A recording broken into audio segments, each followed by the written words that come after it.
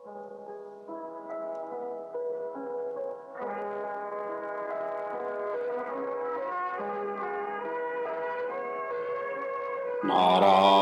नमस्कृतं नरं चैव नरोत्तमं देवीं सरस्वतीं व्यासं ततो जयमुदीरयेत्। यं ब्रह्मा वरुणेन्द्ररुद्रमरुतस्तुन्वन्ति दिव्यैस्तवैः वेदैः साङ्गपदाक्रमोपनिषद्गायन्ति यं सामगाः। ध्यानावस्थिततद्गतेन मनसा पश्यन्ति यं योगिनो यस्यान्तं न विदुसुरासुरगणा देवाय तस्मै नमः। मूकं करोति पातालं भङ्गं लङ्घयते गिरिं यत्कृपातमहं वन्दे परमानन्दमाधवम्। व्यासाय विष्णुरूपाय व्यासरूपाय विष्णवे नमो वै ब्रह्मदेवाय वसिष्ठाय नमो नमः। गुरुर्ब्रह्मा गुरुर्विष्णु गुरुर्देवो महेश्वर गुरुर्साक्षात् परब्रह्म तस्मै श्री गुरवे नमः। श्री शिव महापुराण को जय। राष्ट्रदेव भगवान पशुपतिनाथ को जय। नेपालामा को जय। व्यासी भगवान को जय। सद्गुरुदेव महाराज को जय। नेपाल भित्र र विश्वभरि छरिएर रहनुहुने समस्त आमा बुवा दाजुभाइ दिदीबहिनीहरूका हृदयमा विराजित राष्ट्रदेव भगवान पशुपतिनाथ स्वरूप आत्मतत्वलाई वन्दन गर्दै समस्त गुरु आचार्य विद्वान विदुषीहरूका चरणमा वन्दन गर्दै भगवान भोलेनाथको अमर गाथाले भरिएको यस शिव महापुराणको अवगाहन अनवरत रूपले हजुरहरू समक्ष पुर्याउँदै आइरहेको छु। अत्यन्त मार्मिक सान्दर्भिक र विभिन्न प्रसङ्गहरूले भरिएका शिव संहिताका रमाइला र रोचक पूर्णै कथाहरू श्रवण गरेर हजुरहरू आनन्दित हुँदै आफ्नो जीवनलाई कल्याण गर्दै हुनुहुन्छ भन्ने पूर्ण रूपले विश्वास पनि लिएको छु। हामी यसै श्रृङ्खलामा कोटी रुद्र संहिता जुन 7वटा संहिता मध्येको चतुर्थ संहिता कोटी रुद्र संहिताभित्रका कथा प्रसङ्गहरूमा चिन्तन मनन गर्दै अगाडि आइरहेका छौँ। बडा अद्वितीय अद्भुत र दिव्य प्रसङ्गहरूले भरिएका यी कोटी रुद्र संहिताका कथाहरूलाई भगवान भोलेनाथका विभिन्न स्वरूपमा विराजित हाम्रो आर्यावर्त क्षेत्र भारतवर्ष क्षेत्र जुन क्षेत्रका पूर्व पश्चिम उत्तर दक्षिण र सर्वत्र यो प्रमुख शिवलिङ्गहरू कहाँ कहाँ कसरी स्थापित भएका छन् यिनीहरूका पछाडिका रहस्यहरू के कस्ता छन् आदि इत्यादिका कथा प्रसङ्गहरू यो कोटी रुद्र संहिताभित्र वर्णित छन् र ती सबैका कथाहरूलाई हामी चिन्तन मनन गर्दै अगाडि बढिरहेका छौँ। र यस श्रृङ्खलामा यो कोटी रुद्र संहिताका जम्मा 42वटा अध्याय मध्येका 11औं अध्यायको कथालाई हामीले चिन्तन मनन गरिसकेका छौँ। आज 12औं अध्यायको कथालाई अगाडि बढाउन गइरहेको छु। बडा द्वितीय छ। आउनुहोस् आज अध्याय पछिकै कथाहरूलाई नि हामी प्रसङ्गहरूलाई हामीले चिन्तन मनन गर्दै अगाडि बढौँ। जम्मा 43वटा अध्याय मध्येको अब 12औं अध्यायको कथाबाट आजको प्रसङ्गलाई अगाडि बढाउँ। यहाँ ऋषिहरूले भगवान शिवजी दिगम्बर वेशमा प्रकट भएर जुन लीला गर्नुभएको थियो त्यो लीलालाई ऋषि पत्नीहरू आसक्त हुँदै दिगम्बर स्वरूप प्रति आकर्षित भएको र ऋषिहरूले भगवान शिवजीको त्यो शिवलिङ्गलाई ज्योतिर्लिङ्गलाई उनीहरूले श्राप दिइसकेपछि त्यो शिव ज्योतिर्लिङ्ग चाहिँ मतलब उनको शरीरबाट छुटेर सबैतिर दग्ध गराउन थालेको र अन्तिममा मा जगदम्बिकालाई प्रार्थना गरी पार्वतीले धारण गरेको र तीदेखि नै शिवलिङ्गमा शिव र शिवाको संयोग अविच्छिन्न रूपले स्थापित हुँदै आएको प्रसङ्गको कथाबाट आजको कथा प्रसङ्ग अगाडि बढ्दछ।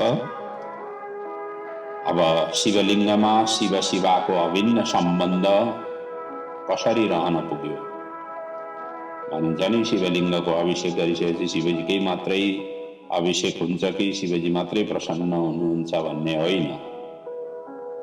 शिवलिङ्गमा अभिषेक गरिसकेपछि शिव र शिवा दुईटैको अभिषेक हुन्छ, दुईटैको प्रार्थना हुन्छ, दुईटैको आराधना हुन्छ। यी अभिन्न स्वरूपमा विराजित छन्। अब त्यस अभिन्न स्वरूपमा विराजित भएका कसरी हुन पुगे त्यसको यो मार्मिक कथा प्रसङ्ग छ। बडा अत्यन्त सान्दर्भिक प्रसङ्ग छ, जान्नै पर्ने प्रसङ्ग छ। यहाँ ऋषिहरूले त्यस्तै किसिमको प्रश्न सबैभन्दा पहिले गर्दछन्। अब यहाँ सूतजी र शौनक आदि ऋषि बीचकै कथा प्रसङ्ग मतलब वार्तालाप छ यो कोटिरुद्र संहितामा, जसको प्रसङ्गको मैले पहिले नै वर्णन गरिसकेको छु। यहाँ ऋषिहरूले सोधे पार्वतीलाई बाण रूपा भनिन्छ, यसको कारण बताउनुहोस्, कसरी उनी बाण रूपा भइन्? बाण रूपा श्रुतालोके पार्वती शिववल्लभः एतत् किं कारणं सूत कथयत्वं यथा श्रुतम्। हे सूतजी, पार्वतीलाई बाण रूपा भनिन्छ, यो बाण रूपा किन भनिएको हो, यसको कारण के हो भनेर यसरी सोधिसकेपछि सूतजी भन्नुहुन्छ, हे ऋषिहरू हो, प्राचीन कालमा यस्तो एउटा घटना घट्यो जुन घटना पश्चात पार्वतीलाई चाहिँ बाण रूपा भनेर आराधना उपासना गर्न थालिएको हो। अब त्यो प्रसङ्गमा श्रवण गराउँछु भन्दै भन्नुहुन्छ, प्राचीन कालमा दारुक वनमा जुन घटना घटेको थियो त्यो वर्णन गर्न साथ यो प्रश्नको समाधान हुनेछ। त्यसले दारुक वनको घटना अद्भुत छ, त्यो म भन्दछु, श्रवण गर्नुहोस् भन्दै भन्दछन्। दारुक वनमा त्रिकाल शिव पूजा र शिव ध्यान गर्दै ऋषिहरू बस्दथे। एक दिन ऋषिहरू समिधा लिन जङ्गलमा गएका थिए। त्यही समय पारेर परीक्षा गर्न शिवजी दिगम्बर भेषमा हातमा लिङ्ग लिएर प्रकट हुनुभयो। एतस्मिन् अन्तरे साक्षात् शङ्करो निललो इतः विरूपम च समास्थाय परीक्षार्थम समागतः। परीक्षाका लागि उहाँ त्यसरी प्रकट हुनुभयो। शिवजीको यो रूप देखेर ऋषि पत्नीहरू व्याकुल र चकित हुन पुगे, शिव मायाले मोहित हुन पुगे र उनीसँग आलिङ्गन गर्न पो पुगे। भगवान शिवजीसँगै आलिङ्गन गर्न पुगे। त्यति बेला नै ऋषिहरू पनि समाधि लिएर उहाँ आइपुगे। पत्नीहरूको यस्तो कुकृत्य देखेर ऋषिहरू सबै क्रोधित भए। दिगम्बरले केही बोलेनन्, किनभने भगवान बोलेन, साक्षात स्वरूपमा त प्रकट हुनुभएको थिएन, दिगम्बर भेषमा आउनुभएको थियो। पत्नीहरूले उत्तर पनि दिएनन्। त्यसपछि त कुपित भएर त्यति बेलै ऋषिहरूले आफ्नो कमण्डलुको जल हातमा लिएर सङ्कल्प गर्दै श्राप दिए। श्राप दिने क्रममा चाहिँ यो लिङ्ग चाहिँ पतन होस् भनेर यसरी श्राप दिए। त्वया विरुद्धं क्रियते वेदमार्गं विलोपियत् ततः त्वदीयं तत् लिङ्गं पततां पृथ्वी तले। तिम्रो लिङ्ग चाहिँ तुरुन्तै पृथ्वीमा गिरोस्, पतन होस् भनेर यसरी श्राप दिए। श्राप दिइसकेपछि ऋषिहरूको श्राप, ब्राह्मणहरूको श्राप, साधु सन्तहरूको श्राप, अब यो त कसरी टारेर टार्ने हुँदैन। त्यसैले यहाँ ऋषिहरूको श्राप हुने साथै त्यति बेलै लिङ्ग पतन भयो। तर पतन त भयो, तर त्यो लिङ्ग स्थिर भएन। आफ्नो हातबाट त झरो, शरीरबाट त झरो, पृथ्वीमा त झरो, तर झरिसकेपछि त्यो स्थिर भएन। जहाँ झरेको थियो त्यहीँ अडिएन। के भयो भनेदेखि जता अनि त्यो त मतलब लडबडाउँदै लडखडाउँदै त्यो लिङ्ग त अब सबैतिर जता जता जान्थ्यो त्यतै त्यतै अब सबैतिर जलाउन पो थाल्यो। जता जता लिङ्ग गयो त्यतै त्यतै जलाउँदै गयो। त्यो लिङ्ग कहाँ पो गएन र? स्वर्गमा, पातालमा, यो भूमण्डलमा, सर्वत्र जहाँ जहाँ त्यो लिङ्ग गयो, तर कतै कहीँ अडिएन, स्थिर हुन सकेन। सबैतिर जलाउन, भस्म गर्न थाल्यो। त्यस पछाडि त देवता ऋषि सबै बडे किम कर्तव्य विमूढ हुन पुगे, आश्चर्यान्वित भए, सबै डराए। अन्तिममा गएर ब्रह्माजीको शरणमा गए देवताहरू र ब्रह्माजीलाई प्रार्थना गरे। ब्रह्माजीले नि भन्नुभयो, हे ऋषिहरू हो, तिमीहरूले राम्रो काम गर्यौ न। उनी साक्षात दिगम्बरधारी शिवजी थिए। अब त्यो लिङ्ग जबसम्म स्थिर हुँदैन तबसम्म शान्ति हुने छैन। शिवजीको लिङ्ग पार्वती भन्दा अरू कसैले धारण गर्नै सक्दैनन्। त्यसैले अब छिटोभन्दा छिटो माँ जगदम्बिका पार्वतीलाई खुसी पार्न आराधना गर। पार्वती प्रसन्न भएपछि आफ्नो योनिमा शिवजीको लिङ्ग स्थापित गर्नेछन्। उनी योनि रूपा हुन्। त्यसैले छिटोभन्दा छिटो पार्वतीलाई अब मनाओ, प्रार्थना गर, आराधना गर भनेर ब्रह्माजीले यसरी आज्ञा दिनुभयो। आराध्यम गिरिजां देवी प्रार्थयन्तु सुराः शिवं योनिरूपा भवेत् चेद वै ततः तत्स्थिरतां व्रजेत। उहाँले यो समस्याको समाधान गर्नुहुनेछ र उहाँ चाहिँ योनि रूपा हुनुहुन्छ। उहाँले धारण गरिसकेपछि स्थिर हुनेछ, नत्र भने त स्थिर हुँदैन भनेर यसरी ब्रह्माजीले आज्ञा दिइसकेपछि ब्रह्माजीको आज्ञालाई शिरोधार्य गर्दै देवता ऋषिहरूलाई त्यति बेलै ब्रह्माजीले विधि पनि बताइदिनु भयो। अब कसरी यसलाई आराधना गर्ने, कसरी प्रार्थना गर्ने भन्दाखेरि ब्रह्माजीले भन्नुभयो, जो यस एउटा कलशमा 8 दुबोको पत्ता, जौ र गङ्गाजल राखेर वेद मन्त्रले अभिमन्त्रित गरी शतरुद्रीय मन्त्रले त्यो लिङ्गको अभिषेक गर्नुपर्दछ। त्यस पछाडि योनि रूपा गिरिजा र बाणलाई स्थापित गरी त्यसैमाथि त्यो लिङ्गलाई स्थापना गरी मार्जन गर्नुपर्दछ। अनि चन्दन, फूल, धूप, दीप, नैवेद्य, प्रणाम, स्तोत्र पाठ, गीत, वाद्य, स्तोत्र मन्त्रका उच्चारण, स्वस्ति वाचन र जय जयकार गर्नुपर्दछ। यसरी उनले संक्षेपमा वर्णन गरिसकेपछि, विधि पनि बताइसकेपछि देवताहरूले त्यसै गरी पूजा अर्चना गरे। शिवा प्रसन्न हुन पुगे। त्यस पछाडि पतन भएको शिवलिङ्ग शान्त हुन गयो र त्यो लिङ्ग हाटकेश नामले प्रसिद्ध भयो, जसको महिमा अनन्त शास्त्रले वर्णन गरेको छ।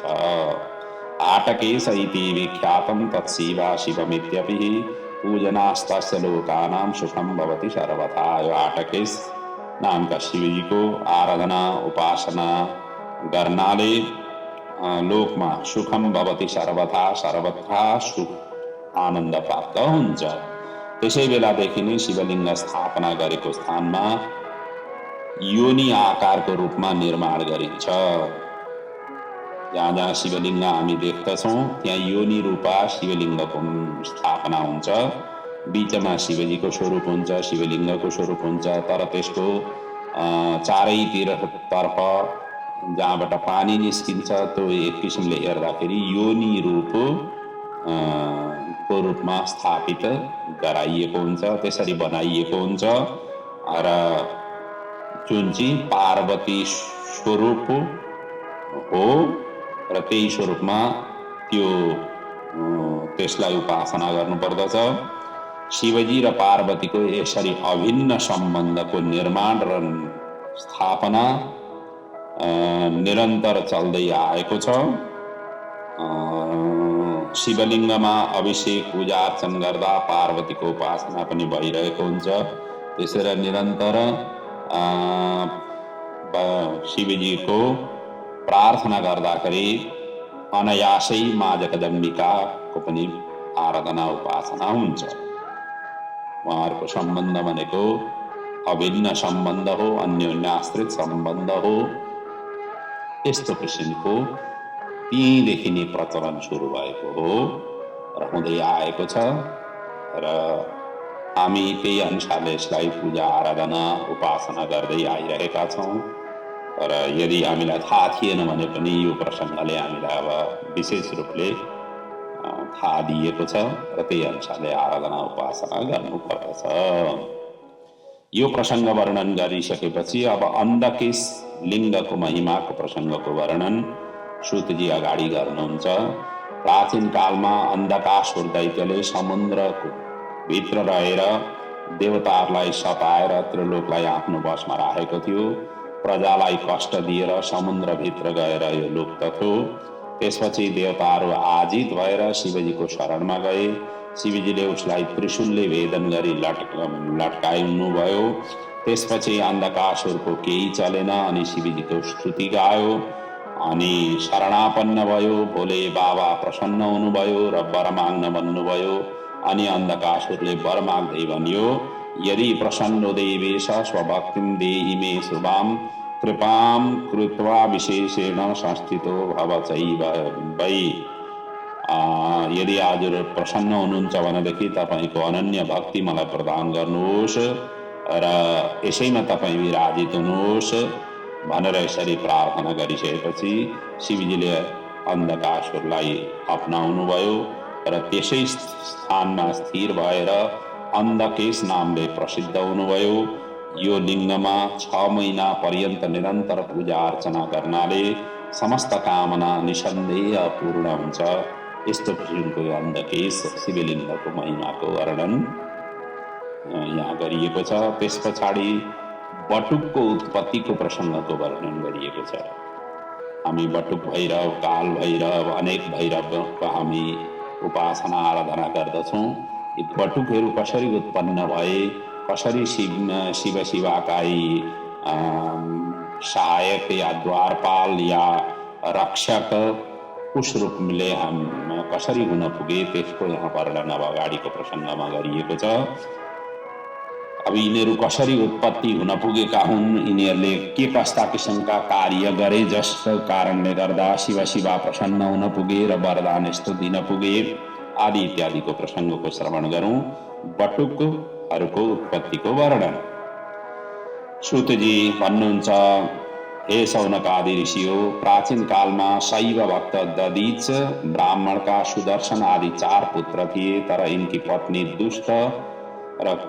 दुष्ट कुलोत्पन्ना दुतुला थिइन् अनि ददीची नित्य शिवजीको सेवा गर्दथे। एक दिन उनले शिव सेवा गर्न पुत्रलाई सुम्पिएर केही काम विशेषले बाहिर आफ्नो जानु पर्यो र गए। यसै बीचमा शिवरात्रिको महान पर्व पनि आयो। ददीच त आइपुगेनन् शिवरात्रिको प्रसङ्गमा। उता पुत्र सुदर्शन र सबैले व्रत राखेर शिवजीको पूजा गरे। अब जेठो पुत्र सुदर्शन थियो, बाँकी सबै पुत्रहरूले नि व्रत राखेर शिवजीको पूजा त गरे। दिनको पूजा पूर्ण भयो। रात्रिको पूजा प्रारम्भ गर्नुभन्दा पहिले सुदर्शनले गल्ती गर्न पुगे। त्यो गल्ती चाहिँ के थियो भनेदेखि पूजा पूर्व नि भगवान शिवजीको पूजा गर्नुभन्दा पहिले नि स्त्रीसँग उनले सहवास गरे। त्यस पछाडि स्नान नगरिकन पूजा गर्न शिवस्थानमा आए। यस्तो दुष्कर्म देखेर शिवजी कुपित हुन पुगे र जड हुने उनलाई श्राप प्रदान गरे। अब शिवरात्र्यां त्वया दुष्ट सेवनं च स्त्रिया कृतं अस्नातेन मदीया च कृता पूजा अविवेकिनः ज्ञात्वा चैवं कृतं यस्मात् तस्मात् त्वं जडतां व्रजः मम स्पृश्यो भव त्वं च दूरतः स्पर्शनं कुरु भनेर यसरी भगवान शिवजी प्रकट भएर त्यति बेला श्राप जड हुने श्राप दिनुभयो। र केही समयपछि यता पिताजी पनि आफ्नो बाहिरको काम सिद्ध्याएर परदेशको काम सिद्ध्याएर घर फर्किनु भयो अनि सम्पूर्ण वृत्तान्त उनलाई थाहा भयो र अत्यन्त दुखित हुन पुगे। अनि अन्तिममा त उनले त यस्तो दुःख मनाउ गरे कि म मरे, मेरो कुल नष्ट भयो। पुत्रलाई उनले हकारे, गाली गलौज गरे, जे गर्नु थियो सबै चिज गरे। त्यसपछि सबै पापबाट मुक्त हुन उनले भक्तिपूर्वक माँ जगदम्बिकाको, गिरिजाको, पार्वतीको पाठ गरे, पूजा गरे, चण्डी पाठ गरे, व्रत गरे, जप गरे, तप गरे, के पो गरेनन् सबै गरे, सबै क्षमा याचनाका लागि। अनि जे जान्दथे उनले, जे विधि उनले उनलाई थाहा थियो ती सबै उनले गरे। बार बार देवीसँग, माँ जगदम्बिकासँग क्षमा याचना गरे। मत्समः पातकी नास्ति पापाग्नि त्वत्समां नहि, एवं ज्ञातमया देवी यथा योग्यम तथा कुरु। म जस्तो पापी कोही छैन, तपाईँ जस्तो उद्धार गर्ने कोही पनि हुनुहुन्न। त्यसैले तपाईँले सबै चिज जान्नुभएको छ। कुपुत्रो जायेत क्वचित कुमाता न भवति, पुत्र कुपुत्र हुन सक्दछ, माता कुमाता हुन्नन्। हे माता, हे जगदम्बिका आदि इत्यादि गरेर बडा रोई कराई गरेर माग्नु पनि भनिन्छ नि। माग्नै पर्यो भने भगवानकै अगाडि माग्नु अरे, रुनु पर्यो भने भगवानकै अगाडि रुनु अरे। जे जस्तो छ आफ्नो दुःख व्यथा सबै व्यक्त गर्नु भगवानकै अगाडि। दुनियाँका अगाडि त कहिल्यै यस्तो देखाउनु हुँदैन, गर्नु हुँदैन। कमजोर भनेर त्यसरी व्यवहार गर्दछन्। त्यसैले दुनियाँका अगाडि त शेर जस्तो भएर हिँड्नु पर्दछ, एकदम छाती फुलाएर हिँड्नु पर्दछ, एकदम आफूसँग केही चिजको कमी छैन, हम किसी से कम नहीं, त्यस्तो किसिमको स्वभाव, भाव, हाव भाव, रोष त्यस्तो किसिमको देखाएर हिँड्नुपर्छ दुनियाँका अगाडि।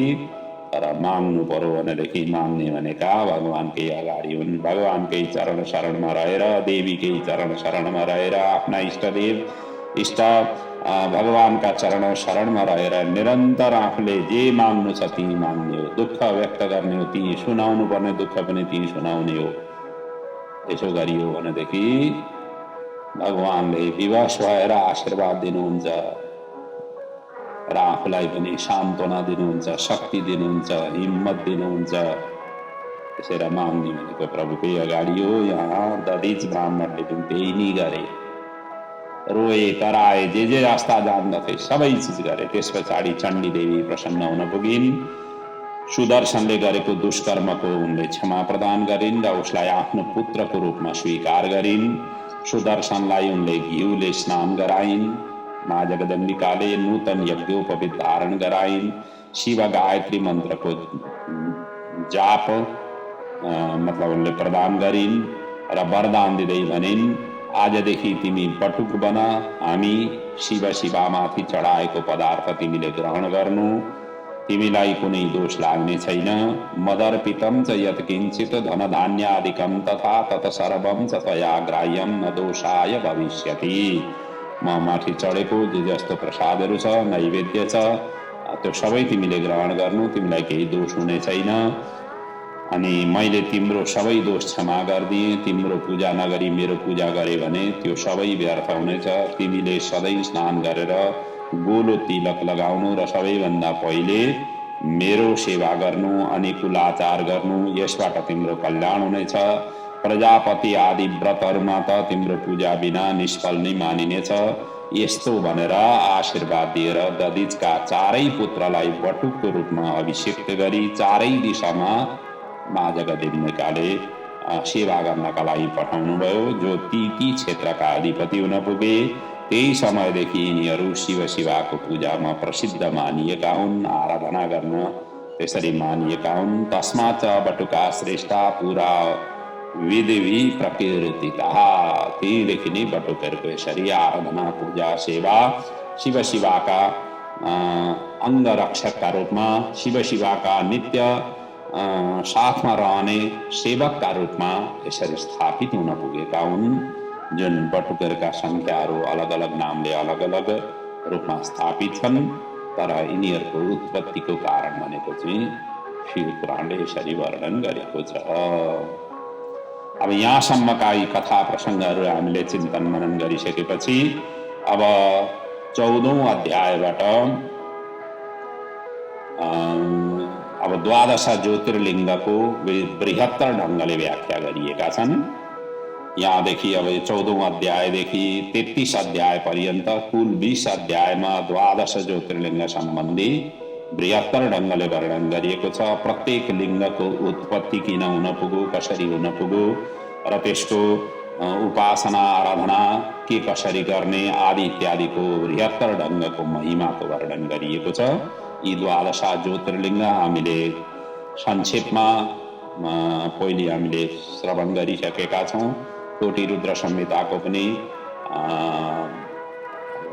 त्यति बेला पनि र शतरुद्र संहिताको पनि अन्तिम अध्यायमा 12 ज्योतिर्लिङ्गको परिचय त्यहाँ दिइएको छ र कोटी रुद्र संहिताको पनि पहिलो अध्यायमा यो 12 ज्योतिर्लिङ्गको संक्षेपमा परिचय त्यहाँ दिइएको थियो। अब यी 12 ज्योतिर्लिङ्गका स्वरूपहरू के कसरी कहाँ स्थापित हुन पुगे, यिनीहरूको भौगोलिक परिचय पनि यहाँ वर्णन गरिएको छ। कहाँ कसरी यिनीहरू उत्पत्ति हुन पुगे, यिनीहरूको महिमा के कस्तो छ आदि इत्यादिका प्रसङ्गहरूका विषयमा शौनक आदि ऋषिहरूले श्रुतिजीलाई प्रश्न गरिसकेपछि अब क्रमशः यी 12 ज्योतिर्लिङ्गको कथा श्रुतिजी अगाडि वर्णन गर्नुहुन्छ। आउनुहोस् हामी पनि यी 12 ज्योतिर्लिङ्गका पवित्र कथाहरूलाई श्रवण गरेर आफ्नो जीवन धन्य बनाऊ र भनिन्छ 12 ज्योतिर्लिङ्गका दर्शन गर्नाले, सेवा आराधना पूजा अर्चना गर्नाले जीवन मुक्त होइन्छ, अर्थात् जन्म मृत्युको चक्रबाट हामी सदा सदाका लागि मुक्त हुन्छौँ। अधिक भन्दा अधिक यी ज्योतिर्लिङ्गको दर्शन पूजा अर्चना गर्ने सौभाग्य प्राप्त गर्ने कोसिस गर्नुपर्दछ, अर्थात् यिनीहरूको सेवा पूजा गर्ने आराधना गर्ने का लागि आफूले प्रयत्न गर्नुपर्दछ। चिता म पुर्याउँछु भने जस्तै हो यसमा। अब भगवान्लाई यसरी सोच्नुभयो भनेदेखि भगवान्ले अनुकूल बनाइदिनुहुन्छ, अर्थात् त्यस्तो किसिमको महिमा यिनीहरूको वर्णन छ। आउनुहोस् सबैभन्दा पहिलेको जुन सोमनाथ ज्योतिर्लिङ्गको उत्पत्ति र महिमाको प्रसङ्गको वर्णन सबैभन्दा पहिले श्रुतिजी गर्नुहुन्छ। यहाँ सोमनाथं नाथश्च तेषां वै प्रथमः परिकीर्तित तन्महात्म्यं शृणु मुने प्रथमं सावधानत। सबैभन्दा पहिले म अब सोमनाथ शिवलिङ्गको विषयमा वर्णन गर्दछु, जुन सौराष्ट्र देशमा छ, गुजरात प्रदेशमा पर्दछ। त्यसो त ज्योतिर्लिङ्गको महिमा 100 वर्षसम्म पनि वर्णन गर्दा अपूर्ण नै रहन्छ, तर पनि संक्षेपमा जस्तो गुरुमुखबाट मैले सुनेको थिएँ म वर्णन गर्दछु। ध्यान दिएर श्रवण गर्नुहोस्, मनन गर्नुहोस् भन्दै सूतजी अब अगाडि वर्णन गर्नुहुन्छ। दक्ष प्रजापतिका 60वटा कन्या मध्ये 27वटा कन्याको विवाह चन्द्रमा अर्थात् सोम सँगको साथमा भएको थियो। यी 27 नक्षत्रका नाम हुन्, जुन अश्विनी, भरिणी, कृतिका, रोहिणी भनेर जुन नक्षत्रहरू छन्। यी नक्षत्रहरू नै चन्द्रमाका पत्नी हुन्। नक्षत्रको आधारमा नै चन्द्रमाको गति हुन्छ, किनभनेदेखि सबै नक्षत्रलाई को भोग सिद्धिसकेपछि चन्द्रमाको 1 महिना पनि पूर्ण हुन्छ। चन्द्रमा 1 महिना, किनभने चन्द्रमाको गति परिक्रमा 1 महिनामा 28 दिनमा पूर्ण हुन्छ, जबकि सूर्यको जुन परिक्रमा छ त्यो चाहिँ 30 दिन लाग्छ। यस्तो छ। त्यसैले चन्द्रमा र सूर्यको यी जुन प्रत्येक महिनामा घटबड हुने हुनाले तिथि पनि घटबड हुन्छ। कुनै तिथिहरू क्षय हुने, कुनै तिथि वृद्धि हुने चन्द्रमाको गतिले त्यसरी हुने गर्दछ। र यो गएर कस्तो हुन्छ भनेदेखि 1 वर्षमा करिब करिब 10 दिन चन्द्रमाको गतिले कम हुने, 10 दिन ज्यादा सूर्यको गतिले हुने। त्यसैले 1 वर्षमा 365 दिन भनिन्छ, जबकि चन्द्रमाको गतिले हेर्दाखेरि 354-55 दिनमा 1 वर्ष चन्द्रमाले पूर्ण गर्छ। चन्द्रमाको त्यसरी परिक्रमा हुन्छ। सूर्यले चाहिँ भने 365 को उसमा पुरा गर्दछन्। अनि यो क्रम चाहिँ 3 वर्षमा गएर 1 महिना कम हुन पुग्दछ। किनभनेदेखि 1 वर्षमा 10 दिन भयो, अनि अर्को वर्षमा 20 दिन भयो, अर्को वर्षमा 10 दिन गर्दाखेरि 30 दिन पुग्दछ। अनि 30 दिन पुगिसकेपछि 3 वर्षमा चाहिँ यो मलमास आउँछ। पुरुषोत्तम मास मलमास जसलाई भनिन्छ, त्यो 1 महिना कम सूर्यको गणनाले कम मतलब चन्द्रमाको गणना र सूर्यको गणना यी दुईटैको ब्यालेन्स मिलाउनका लागि मलमास आउँछ। जुन मलमास चाहिँ हामी सबैले थाहा छँदैछ, अब दुई तिन वर्ष 3 वर्षमा आउने यो मलमास हो।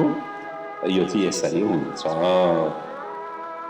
र यो चन्द्रमाले जति अब यिनी नक्षत्रहरू 27वटा नक्षत्रहरू मध्येमा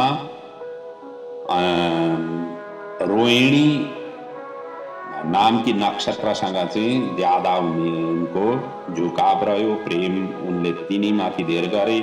बाँकी जति पनि अश्विनी आदि पत्नीहरूसँग त्यसरी उनले गरेनन्। पतिको यस्तो पक्षपाती व्यवहारले निश्चय नै अरू नक्षत्रहरू, अरू कन्याहरू अत्यन्त दुखित हुन पुगे। समाधानका लागि अनेक प्रयत्न गरे, पतिलाई सम्झाउने कोसिस गरे, पति सम्झिएनन्, मानेनन् र पनि झुकाव भनेको रोहिणी प्रति मात्रै रह्यो। अन्यसँग भनेदेखि त्यसरी जसरी एउटा पतिले पत्नीलाई माया गर्नुपर्ने थियो, पतिले पत्नीलाई जसरी सम्मान दिनुपर्ने थियो, त्यो किसिमको स्वरूप उनले देखाएनन्। सधैँ उनीहरूको उपेक्षा गरि नै रहे। यी अपेक्षा राख्दथे, उनी उपेक्षा गर्दै गए। अनि त्यस पछाडि त आजित भएर अब कन्याहरूले शिकायत गर्ने भनेको त कहाँ थियो भनेदेखि आफ्नै घर, बुवा आमाको घर। अब अश्विनी आदि सबै मिलेर आफ्नो बुवाको घरमा पुगे र बुवालाई सबै वृत्तान्त बताए। बुवा दक्षसँग गएर भने सबै वेदना उनीहरूले व्यक्त गरे। अनि अब दक्ष त्यसरी वेदना व्यक्त गरिसकेपछि दक्षले पनि त्यो समस्याको समाधान गर्न आफ्ना जामातालाई चन्द्रमालाई सम्झाएर भने पत्नीहरू बीच मतभेद गर्नाले नरकको वास हुन्छ, सबैको बराबरी हक हुन्छ र समान व्यवहार गर्नु उचित हुन्छ आदि इत्यादि भनेर उनले सम्झाए। वर्तनम विषमत्वेन नरक प्रदमीरितम भनिएकै छ। यदि विषम स्वरूपले व्यवहार गरियो भनेदेखि, जो विषम ढङ्गले व्यवहार गर्दछ, जो पङ्क्ति भेद गर्दछ, त्यस्तो किसिमको व्यक्ति नरकको यात्राको तयारी हो। त्यसरी कसैलाई नि विभेद गर्नु हुँदैन, कसैलाई पनि विषम व्यवहार गर्नु हुँदैन। कतिपय विषम व्यवहार गर्ने व्यक्तिहरूको स्वभाव हुन्छ, त्यस्तो किसिमको कहिल्यै पनि गर्नु हुँदैन। पङ्क्ति भेद कहिल्यै पनि गर्नु हुँदैन।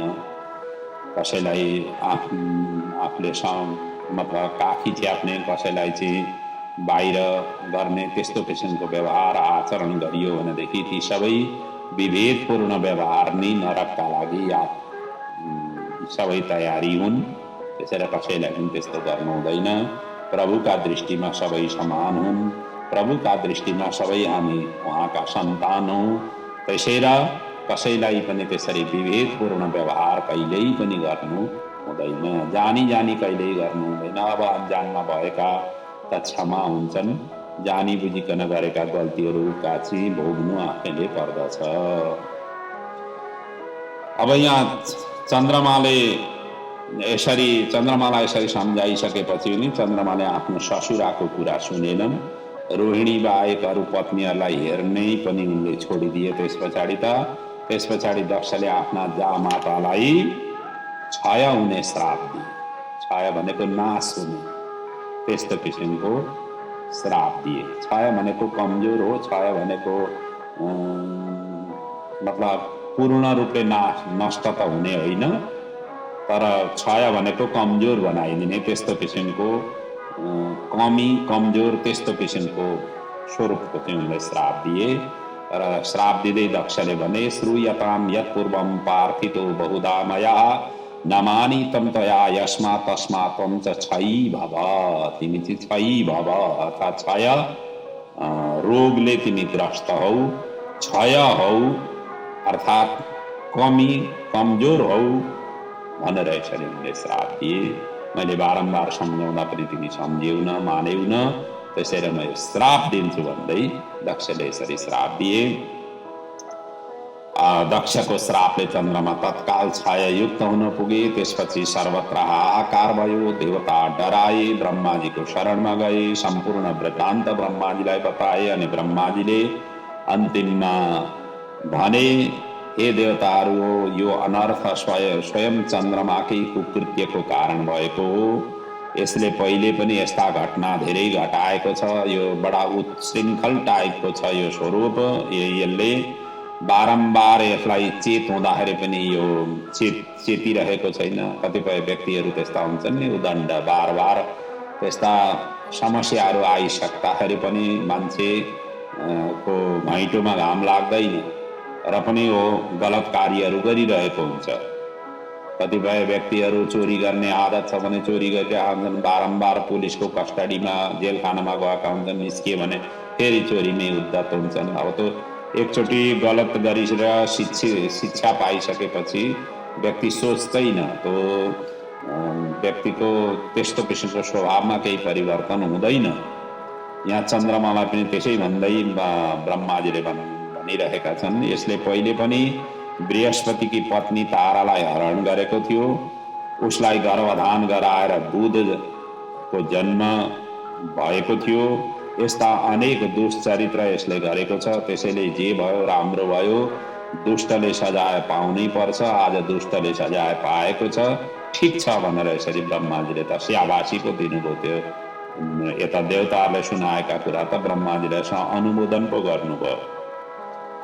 अनि त्यस पछाडि देवताहरू झन् सशङ्कित हुन पुगे। फेरि देवताहरूले पुनः प्रार्थना गरे, ती त अब कुराहरू जे भए ती घटनाहरू भए, अब अहिलेको चाहिँ समस्याको समाधान गर्नु पर्यो। अब रात चन्द्रमा क्षय हुँदै गइसकेपछि त सबै ब्रह्माण्डमै हाहाकार मचिन पुग्दछ।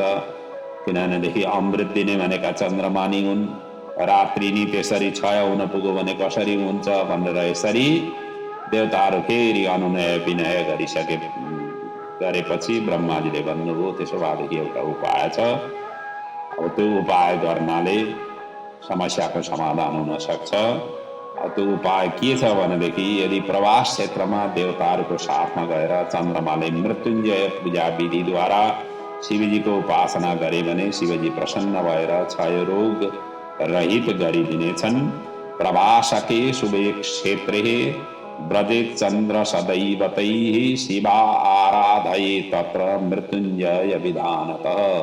यदि मृत्युञ्जय विधानले शिवजीको आराधना गरे भनेदेखि यो सम्भव हुन सक्दछ। त्यसपछि देवताहरू ऋषिहरूले ब्रह्माजीको उपायलाई आज्ञा मानेर चन्द्रमालाई साथमा लिएर प्रवास क्षेत्रमा गए। पार्थिव लिङ्ग स्थापना गरी महामृत्युञ्जयको पूजा अर्चना जप तप लगातार 6 महिनासम्म गरे। 10 करोड मन्त्र जाप पूर्ण हुने साथ भगवान शिवजी त्यहाँ प्रकट हुनुभयो र चन्द्रमालाई वर माग्नका लागि भन्नुभयो। र त्यसरी प्रेरित गरिसकेपछि चन्द्रमाले भने, यदि तपाईँ प्रसन्न हुनुहुन्छ भने मेरो अपराधलाई तपाईँले क्षमा गरिदिनुहोस्, यो क्षय रोगबाट मलाई मुक्त गराइदिनुहोस् भनेर यसरी उनले प्रार्थना गरे। क्षन्तव्यो मे पराधश्च कल्याणं कुरु सर्वथा, प्रसन्नो मे शरीरस्य क्षयं वारय शङ्कर।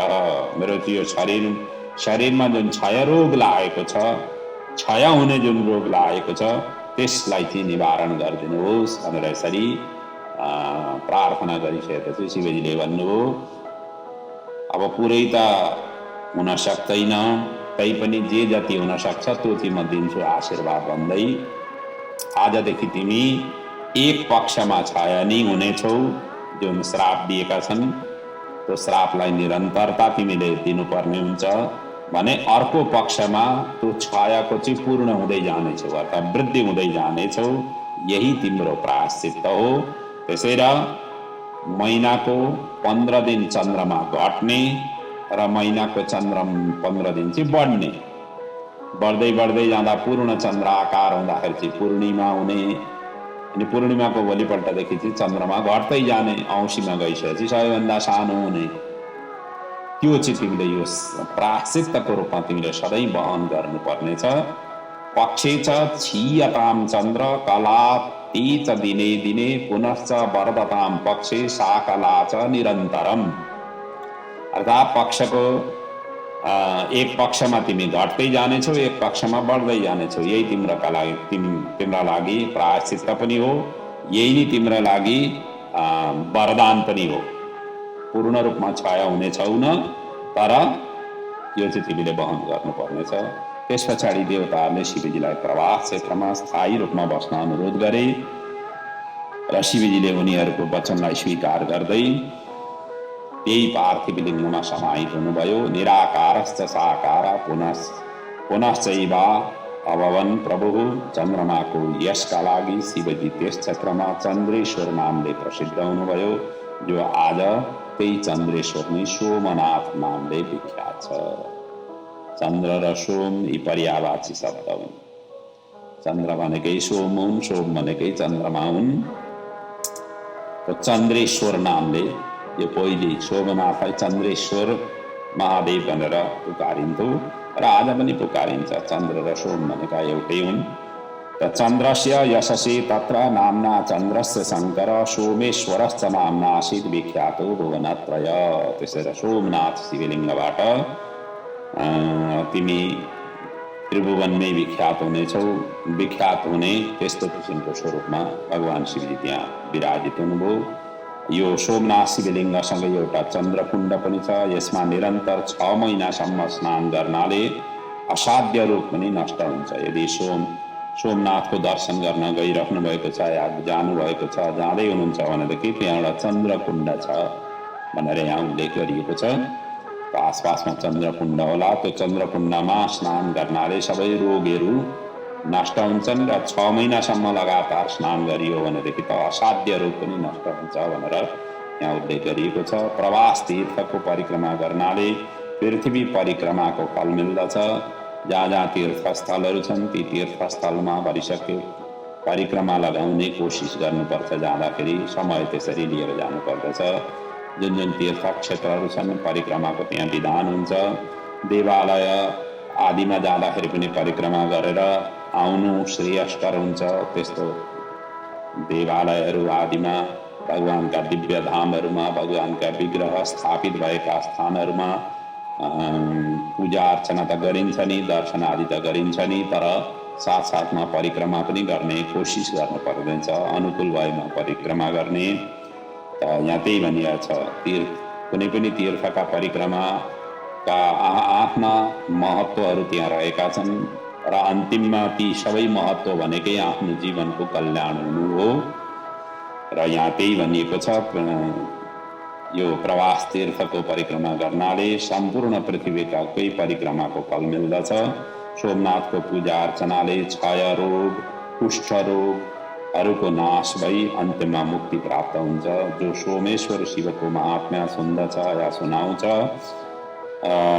दुवैको कल्याण हुन्छ भन्दै यशृणोति तदुत्पत्ति श्रावयेत् वा परान्नर सर्वान् काममवाप्नोति सर्वपापै प्रमुच्यते भन्दै यो सोमनाथ शिवलिङ्गको महिमाको, ज्योतिर्लिङ्गको महिमाको यहाँ वर्णन यसरी गरिएको छ।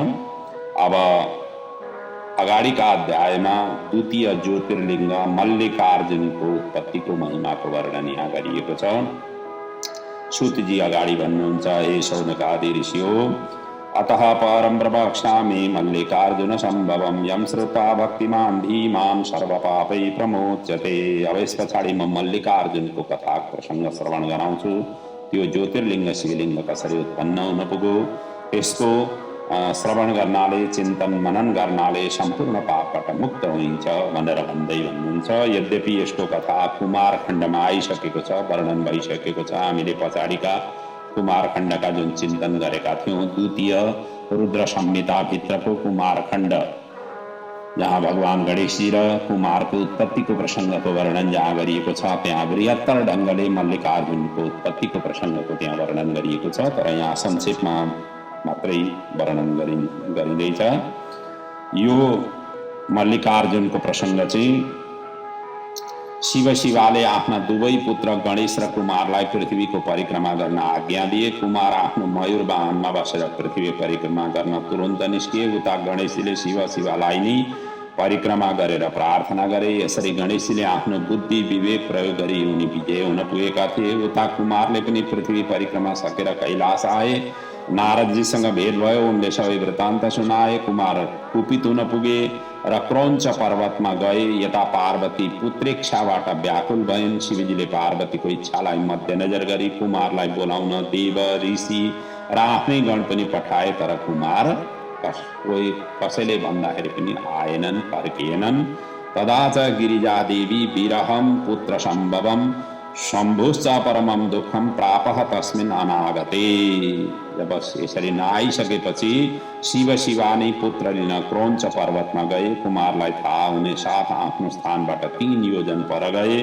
पुत्रको यस्तो कार्यले शिव दम्पति दुखित भए र ज्योतिरूप धारण गरी वहीं स्थिर भए, जो मल्लिकार्जुन नामले प्रसिद्ध हुन पुग्यो।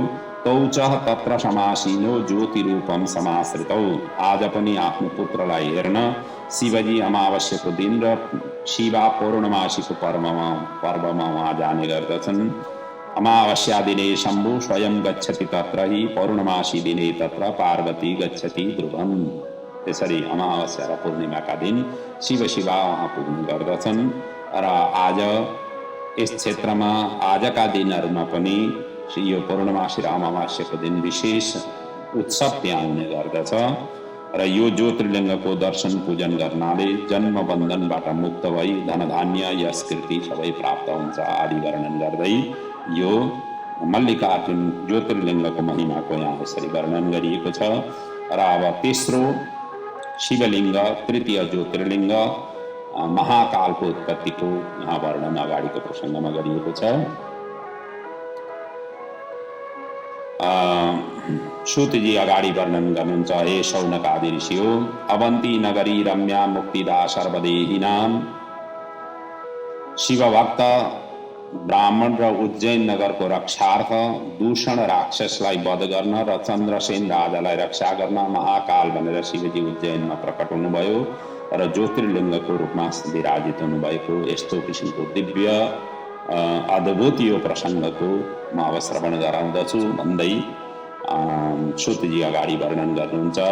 उज्जैनी नगरमा एक शिवभक्त वेदपाठी नित्य पार्थिव पूजन गर्ने ब्राह्मण बस्दथे। इनका 4 पुत्र थिए, देवप्रिय, प्रिया, मेधा, सुकृत, सुव्रत थिए। यिनीहरू पनि शिवभक्त थिए।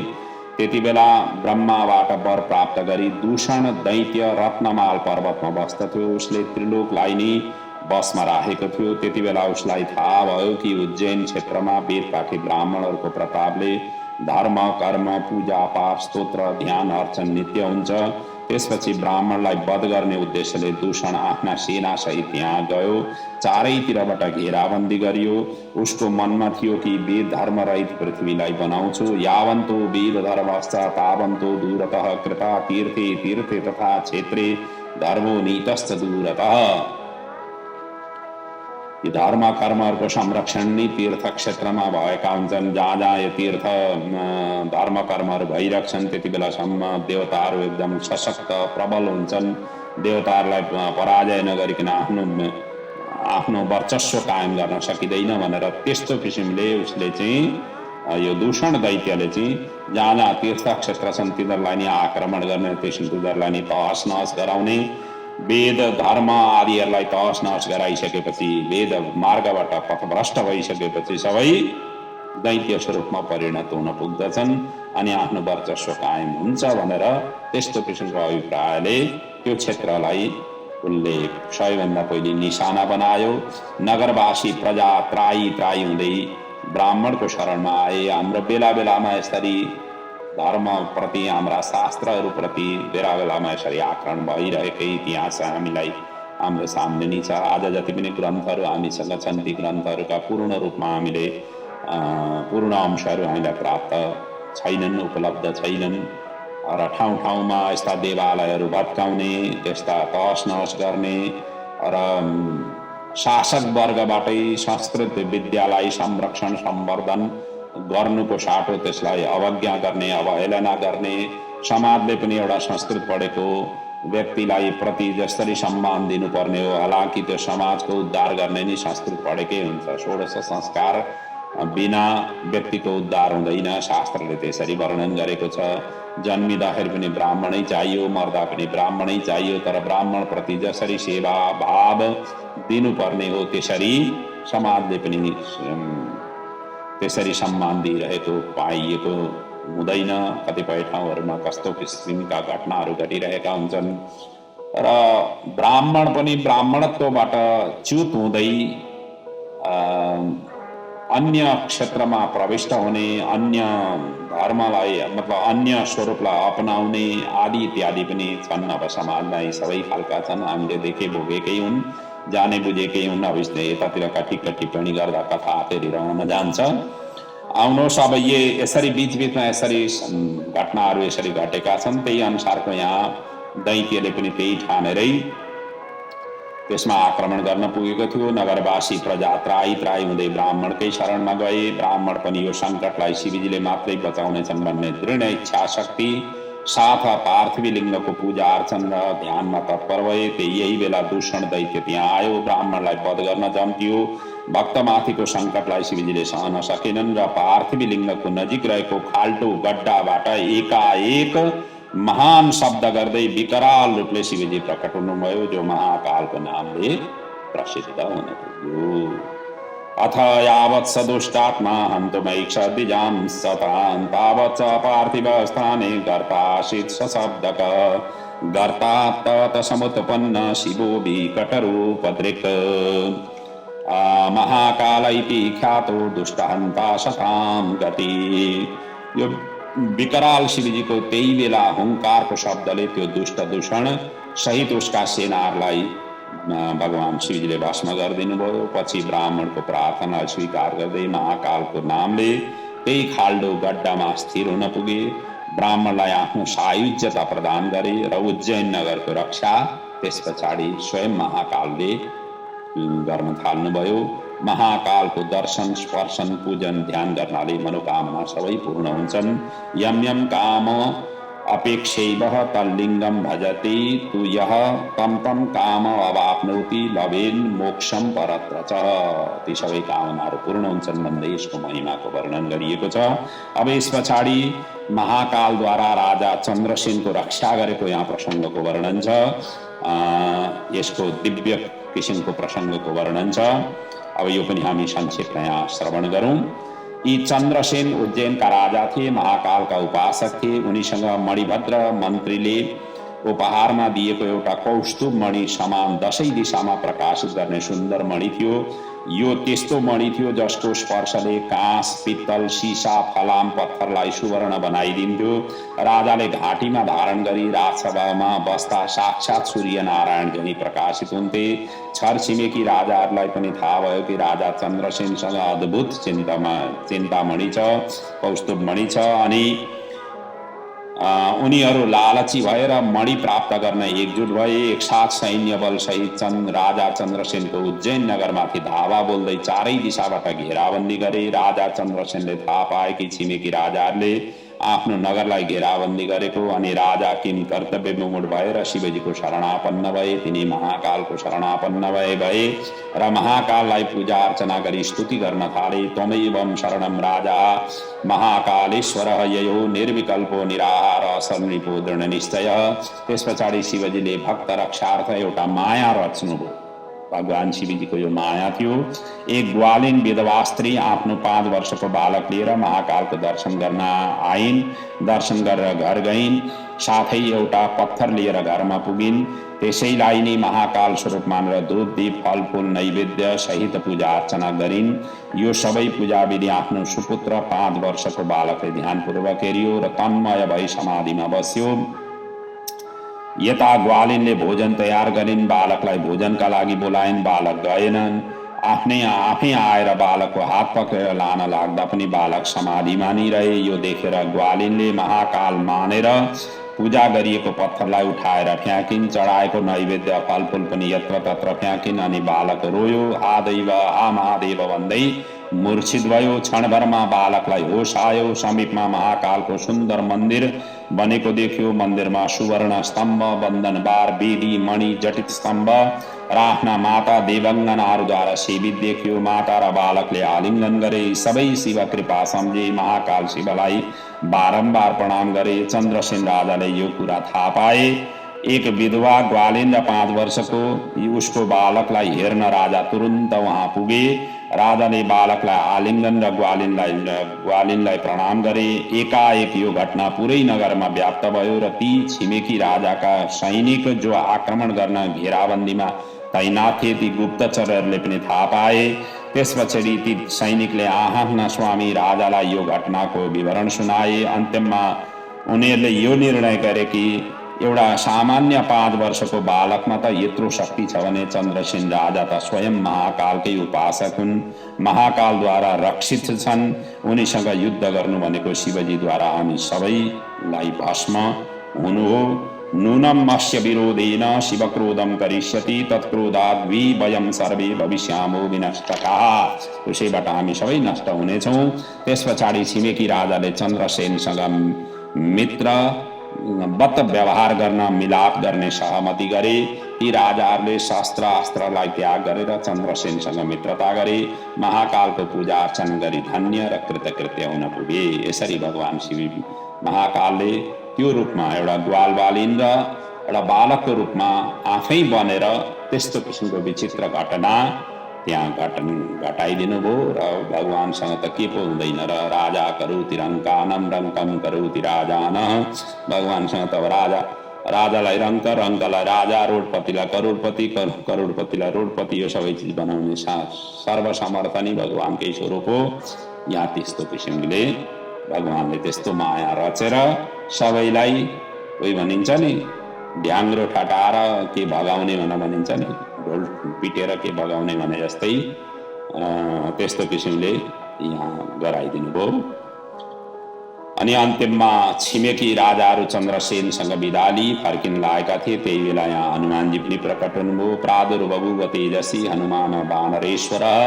हनुमानजीले सबैलाई सम्बोधन गर्दै भन्नुभयो, सबैका रक्षक शिवजी हुन्, उनको निरन्तर उपासना जीवनको लक्ष्य हुनुपर्दछ। यो ग्वालिन पुत्र जसको कृपाले हामी यहाँ एकत्र भएका छौँ, जसको उमेर 5 वर्षको मात्र छ, यसको नाम आजबाट श्रीकर हुनेछ।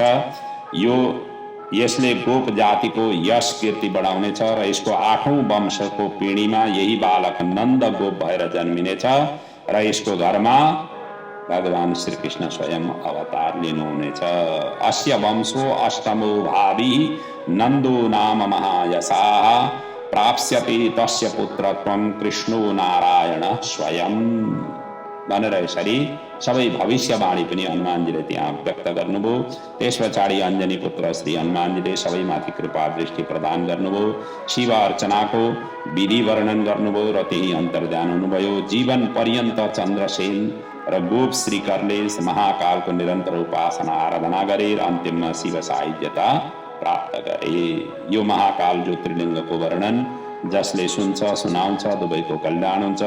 यो कथानक सज्जनको सहायक र दुर्जनलाई नाश गर्ने यस्तो किसिमको महिमाले वर्णन गरिएको यो कथा महाकालको वर्णन यहाँ गरियो। र आजको प्रसङ्गलाई यहाँ म समय पनि पूर्ण हुँदैछ र यही पूर्ण गर्दैछु। र यहाँसम्म आइपुग्दा हामीले 17औं अध्यायसम्मका कथालाई चिन्तन मनन गऱ्यौँ। अब 18औं अध्यायको कथालाई, त्यहाँदेखिको कथालाई भोलिको प्रसङ्गमा वर्णन गर्नेछौँ, श्रवण चिन्तन मनन गर्नेछौँ। र यहाँसम्म आइसक्दा हामीले 3 ज्योतिर्लिङ्गको 12 ज्योतिर्लिङ्ग मध्येका 3 ज्योतिर्लिङ्गको हामीले चिन्तन मनन गऱ्यौँ। 4थो ज्योतिर्लिङ्गदेखिको कथालाई भोलिका कथामा प्रस्तुत गर्नेछौँ। यहाँहरूको जीवन सुखद रहोस्, आनन्दमय जीवन व्यतीत होस्। भगवान शिवजीका यी अमर गाथाहरूले आफ्नो जीवन, आफ्ना पूर्वजहरूको, आफ्ना आउने वंशजहरूको सबैको कल्याण हुन सकोस्। राष्ट्रदेव भगवान पशुपतिनाथले हामी सबैको रक्षा गरून्। उहाँको अनन्य कृपा, अनन्य आशीर्वाद हामी सबैमाथि रहोस्। निरन्तर हाम्रो जीवनमा सुख, शान्ति, समृद्धि निरन्तर रूपले अभिवृद्ध हुन सकोस्। अभिवृद्धि भएर हामी सबै कल्याण, सुख र आनन्दका भागी बन्न सकौँ। यिनी शुभेच्छा, शुभ भावनाका साथ साथ आजको कथा प्रसङ्गलाई यहाँ विराम लिने आज्ञा र अनुमति भगवान पशुपतिनाथसँग माग्दै पूर्णमेवावशिष्यते। ओम पूर्णमदः पूर्णमिदं पूर्णात् पूर्णमुदच्यते पूर्णस्य पूर्णमादाय पूर्णमेवावशिष्यते। ओम शांति शांति शांति। ओम।